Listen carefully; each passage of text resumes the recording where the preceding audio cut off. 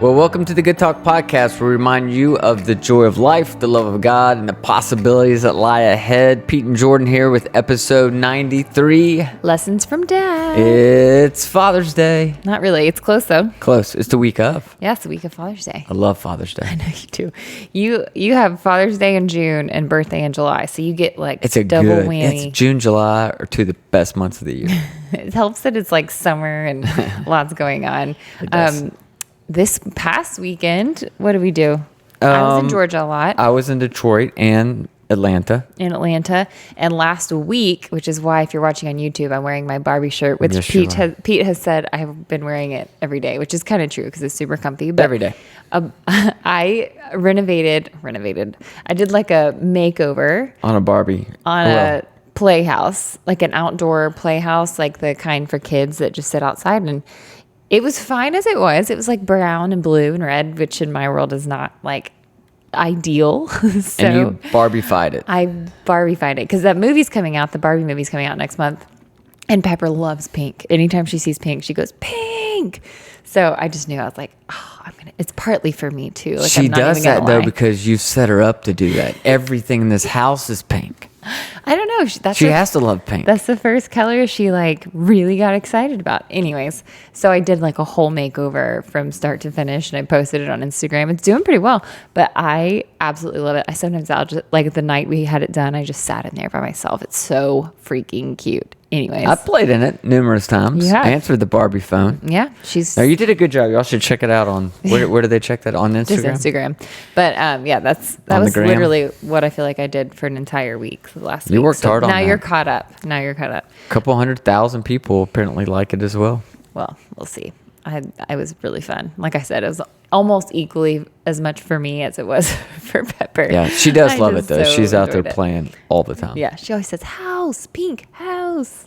Anyways, not like you guys care about that. For Father's Day this More weekend. importantly, Father's Day is this weekend. I know. So what are we going to do? Go to the pool? Go to the pool. I usually go kayaking with my dad. I'm not sure if we're going to be able to squeeze that in this year or not, but Yeah. Maybe go to the farm. hopefully we'll go out to the farm. And Just then have do yummy father food. stuff. Play a Yeah. bunch of games. Yeah. I know I'm going to get some games for Father's Day, right? How do you know? Because I always do. I love yard games. I love yard games. That's It's where like- that's where Instagram gets me because they feed me yard games, Yeah. and I have probably a dozen yard Too games. many yard games. So that's okay. If maybe you'll get a yard game. We'll report back at what Pete gets. For I'm getting a Father's yard Day. game. I feel it. I don't know. Anyways, let's talk about lessons from Dad. Lessons from Dad. Yeah, a couple years ago, I did a little thing on some of the things I've learned from Dad. I didn't even go back and look at that because I was like, there's more. And I Yeah. just wanted to pick out 3 or 4 that they're meaningful to me because obviously my dad instilled these things in me, but they're more meaningful to me now because I see how I also implemented to some degree, maybe not as effectively as he did, but to some degree, because he did those things, I've done that for my kids. Yeah. And I just thought we'd do a little short kind of mini tribute. I little saw mini this one. quote. I can't find out who said this quote. It just says unknown. This is a great quote for really fathers, mothers, whatever. But it says this: nothing can make one so happily exhilarated or so frightened. It's a solid lesson in the limitations of self to realize that your heart is running around inside someone else's body. That's so good. I was like, holy cow, it so describes the highs and lows of parenting. Yeah. Yeah. It's your heart running around in somebody else's body. Yeah. I remember someone telling me when I had Pepper, they're like, your heart is no longer yours. Like you are in 2 places at once. Yeah. Now, which is so true. And yours is in 5 places at once, I guess, with your own heart. Yeah. And I absolutely have loved being a dad. And when you and I were first having discussions about whether or not to have a child together, I already had 3, so I was pretty content and happy. And getting older, and I'm like, I don't know. I kind of made my list of all the reasons why it wouldn't be wise to have a 4th. And you'll remember these conversations. And there were other reasons that obviously made us lean towards having another kid. But a big one for me is when I got to that place to say, you know what? When I look back on my life up to this point, being a dad has been the favorite thing I've ever done. I'm not saying that I'm the best at it, but it's been my favorite. It's Yeah. been my most worthy investment Yep. of my life. Yep. Has been raising kids. Yeah. And I was like, it's brought me so much joy. Why would I not want to do this again? Yeah. Well, you did. And we did. And now we have Pepper. And now we have Pepper. But here's a few things that I just jotted down really just a few minutes ago about things I've learned from my dad. First one is this. I don't think I've ever talked about this. Maybe I have. But hobbies aren't a waste of time. And I've learned that from my dad works hard. My dad loves to work. Yeah. Like you He's have past retirement age. Yes, you have to find things to distract my dad from work. And I think that's what hobbies have been through his life. And it's probably what's floated him and helped him stay as healthy as he is. Yeah. And I mentioned kayaking earlier. He's been way into kayaking now for probably a decade. But there have been different things throughout my life. He used to love working on cars when I was little. I can remember just sitting out there under a hood while he was doing all the things that he did. And he, throughout his life, has modeled for me having hobbies and would go and do that with friends. He was into tennis for a long time. And, like, watching him do that and see how that served him, I think is partly why I love having so many hobbies. Yeah. Yeah. You do have, you are probably the person in my life that has the most hobbies ever. And they love it. change like yearly, which I think Yeah. is really cool. But in this culture, it's almost like no one talks about that. Everyone talks about like work, grind, like do your best at everything. And all that's true to some degree with balance, but rarely do people talk about how healthy it is to have interests and hobbies Yeah. outside of that. I think it's so important. And I remember when my dad started playing tennis, I was old enough to be like, I didn't know you played tennis. He's like, I don't. He's like, I'm learning it. And I remember thinking, that's so cool. You can just take something you've never done before and start doing it. Yeah. Yeah. It's almost like hobbies teach you, or hobbies almost require curiosity, because you don't Yes. stumble into hobbies really. You don't have to have a hobby. You can just exist and not have a ton of interest, which no shame if you don't have a ton of interest. I've been in seasons like that where I'm like, I don't know what I want to do. But yeah, it does. It like instills like this curiosity young in you. Yeah. And then obviously maintained. And I think that the encouragement I would share for dads in general is find hobbies, but then also, if you can, include your kids in them. Yeah. If it's fishing, if it's traveling, if whatever it is, pro sport, whatever it is that you kind of love, find ways to include them. It might not be their thing for the rest of their life, but in that season, you're teaching them things like curiosity, learning new skills.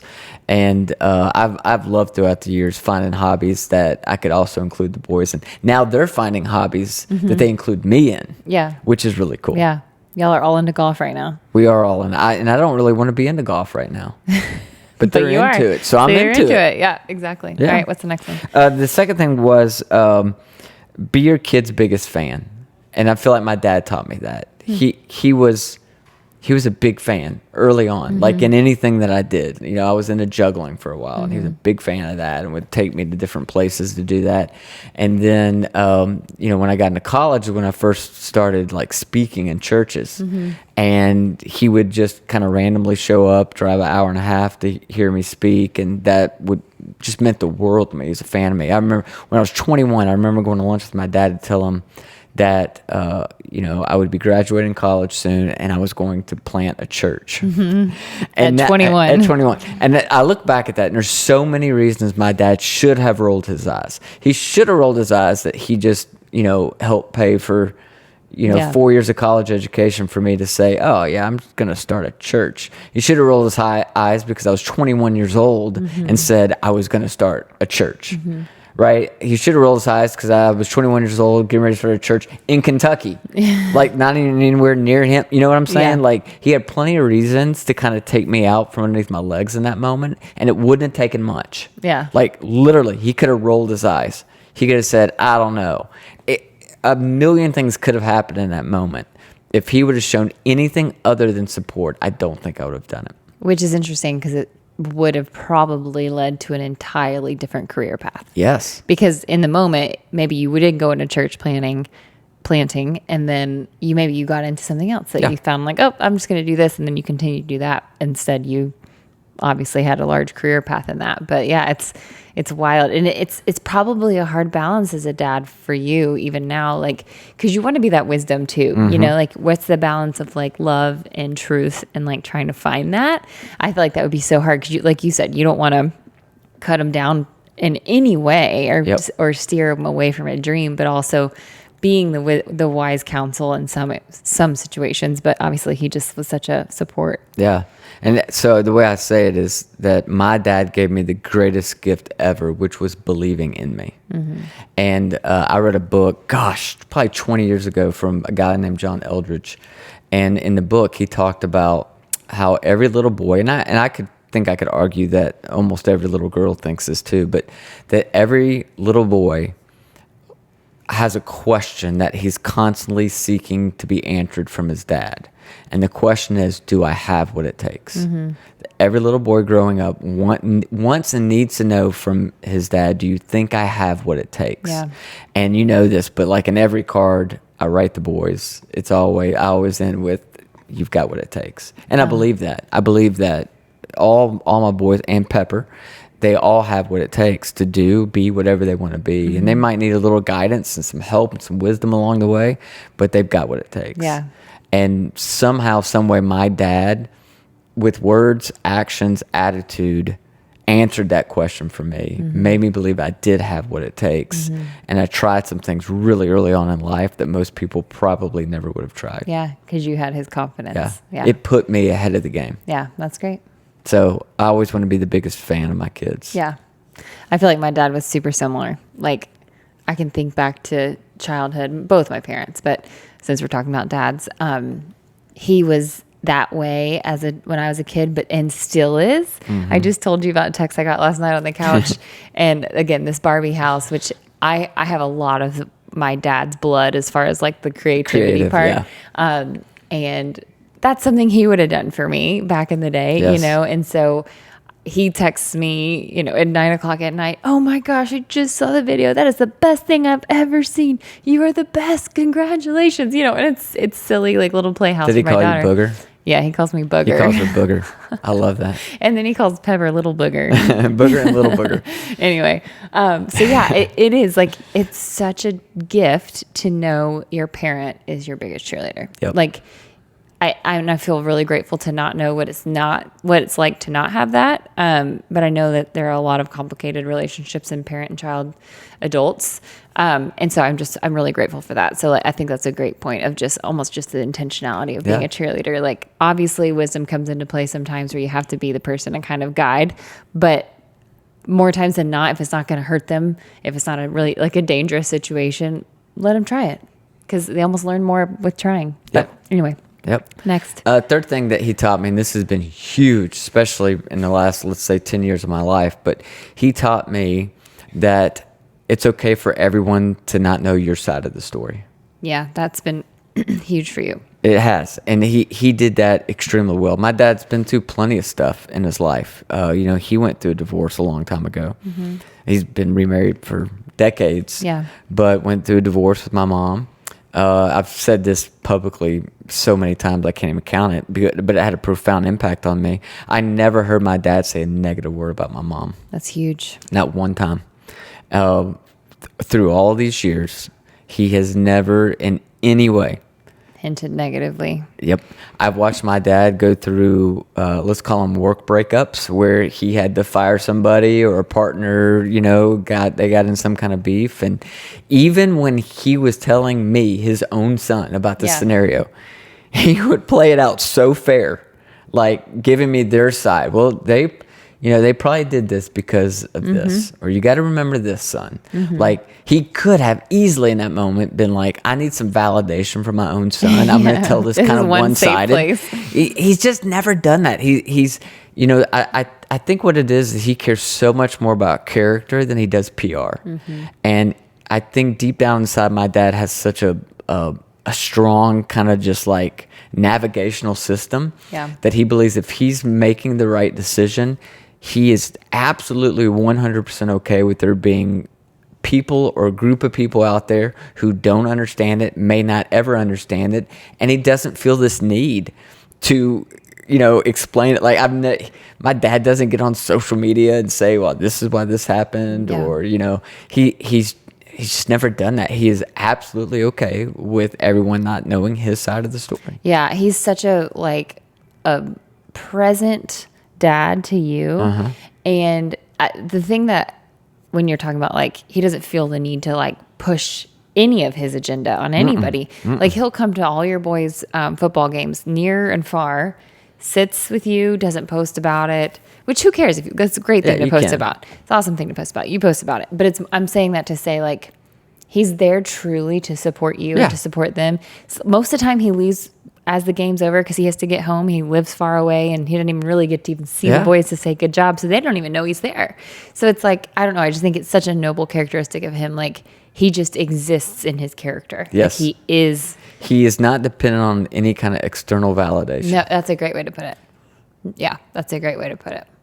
And It's that's really impressive. And that's not the way I've lived most of my life. Most of my life, I have leaned heavily on external validation. Yeah. And you kind of get to a point in your life where you realize if you're going to do that, if you're going to live your life that way, looking for external validation, looking for everybody to like you, agree with you, you are 100% giving up peace in your life because it's not going to happen. And control. You give the control to everyone else of your emotions and your happiness. Yeah.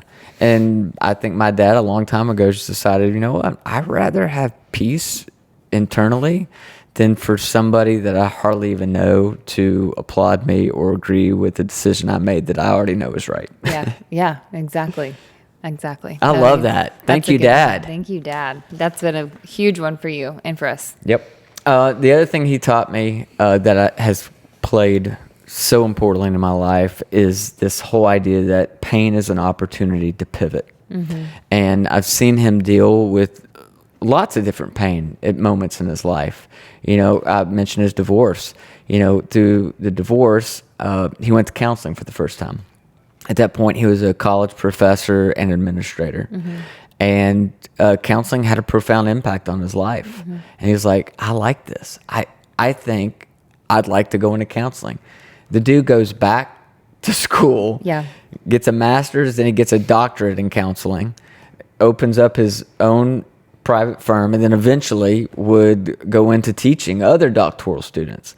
All that came from a moment in his life where there was great pain, but he saw it as a moment to pivot, to change, to go after a new passion. It's like pain has a purpose, right? And he knew that. And instead of just being bitter, he actually used that to then kind of move forward and help a lot of other people. Yeah. And what is it that saying? Our friend Roy Baden says it all the time. You're most perfectly positioned to help the people you once were. Yes. And I think he really took that to heart. And he knew what that season was like when your life's turned upside down and you really need some help and somebody to guide you through it. And he was like, I want to do that. And he did it. Yeah, really well. Yeah.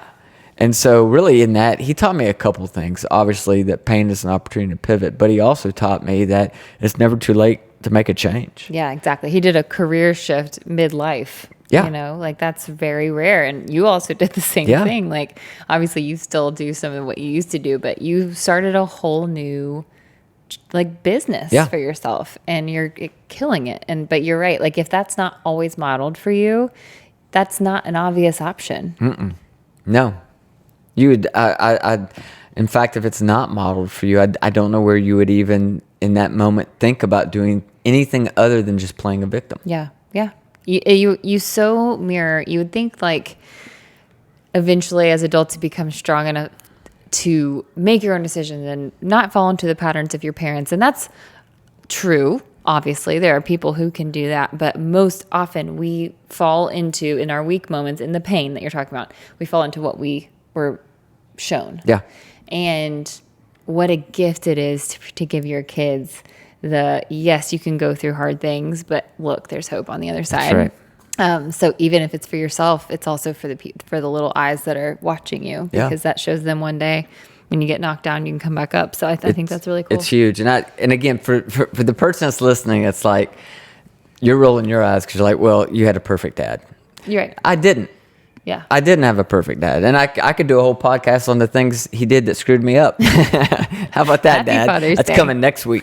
No, but, I say that not to in any way say anything negative about him, but he wasn't a perfect dad. No one is. Right. But I choose to kind of look at what are the things that he did right that have had a huge impact on me that I want to pass on. Are there a few things that I saw and learned that I've made a choice that I actually want to raise my kids a little differently than he did. Absolutely.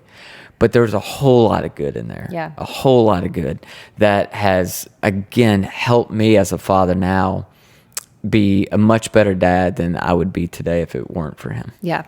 And I think as like children of our parents, like if you only thought about the things that didn't serve you well, or the things they did that hurt you, or the things they did that, like, that's only going to build the bitterness, and like you miss out on the lessons Yep. and the love and all of that. So I think, of course, there are people who are probably like, my dad was a jerk, and maybe he was, maybe your dad is a jerk. I'm sorry. But like trying in this moment to think of like the beautiful things, like the things that were redeeming and the things that were great, I think is a healthy thing anyways. Like it just lightens your spirit when you think of your dad. So that's not my experience, but I know for some people that have those strained relationships, it can be super tough. But yeah, I think it's really a cool practice, even on Father's Day, just be like writing down your favorite things about your dad or memories, like even talking about this.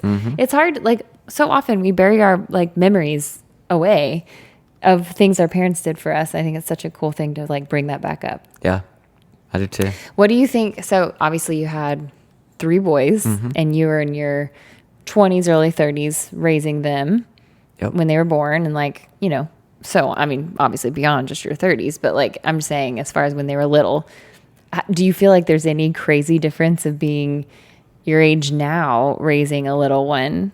I get asked that a lot. I know you do. In a lot of different ways that people ask it. But it's a great question because it's pretty rare for somebody to, be able to, my oldest is 22, my youngest is 2. Yes. So we're about 2 decades difference there between my first and my fourth. And I would say a lot's changed. And some of it obviously is because she's a girl. The first 3 were boys. Totally. But when I just think about the way I approach being a dad now versus then, I would say that probably 20 years ago, I was more focused on provision, thinking that was the most important thing I could do for these boys. Is work hard, make a good living, give them opportunities I didn't get to have as a kid. But now that falls pretty low on the list for me. I would say for me, I replace provision with presence. I was literally about to say that. That was my exact word. And instead of the power of provision, and I do think that is certainly part of being a father, right, and a parent. But the power of presence, I now know that because again, I watched these boys growing up, and obviously, now it's like it's hard to get a whole lot of time with them. They're busy. They all have jobs. They play sports. They have girlfriends. Like your time with them kind of gets shorter and shorter, and you cherish every moment of it. And you realize, really, the most important gift I ever gave them throughout their life was my presence, being there. And when I say not just like physically being there, but being mentally and spiritually there as well, to just say I'm here. And I feel like with Pepper, I am able, and some of that is season of life, right? I was going to say, you were in the 20s and 30s. You're thinking about building career, building how far can we go, and again, I've been through a lot of that now to say, I still care about those things. I want to build a great business. I want to make a great living, but being present with her is more important to me than any of that. Yeah. No, that's so true. It's you're extremely present with her, and you're extremely present with your boys. I've seen you do that really, really well, and you've like balanced it immaculately. So you're an awesome dad. Well, that's very kind of you to say. But again, I'll take it back to my dad, the idea of pain as an opportunity to pivot. I feel like I did have a pretty big pivot in the way I parented post my divorce. Some of it was I was forced to, right? To be more engaged, but also through all that, and through all the different things I lost going through that divorce, for me, it grounded me back to the most important thing is my closest relationships. And making sure I invest in those and keep those healthy. Now, that was something I think I took away from and learned from my divorce. And I think my parenting benefited from that. Yeah, it did. I think you're right. That was good. Yeah. That was not so many. We were like, oh, this won't be a long one. And it was a good full length. Happy Father's Day to everyone. And I know that it brings up a lot, right? And you kind of touched on it earlier. Some of you didn't grow up in homes that it was a real positive experience. And the idea of celebrating your father brings up a lot of pain for you. And I just want to acknowledge that. Sorry that you've been through that. I'm sorry this might be a difficult weekend for some of you. But for those of us that wasn't our experience, I think honoring our dads, looking back at things that we learned from them that we want to carry on and pass on to others, I think is really important to do. Yeah. And if you're a dad, just enjoy being celebrated this weekend. Relax. Don't work. Play some yard games. Your feet. Play some yard games. Sure, there'll be lots of hot dogs and hamburgers somewhere this week. Oh, man. All right. Well, that was really good. I love that. Your dad's awesome. You're awesome. All you dads listening are awesome. So go have fun this weekend. Lessons from Dad. High five. Well done. Thank you. Y'all keep listening. We'll be back next week. Thank you so much, as always, for tuning in. You guys are our favorite people ever. We love you guys. See you next week. And that was another Good talk.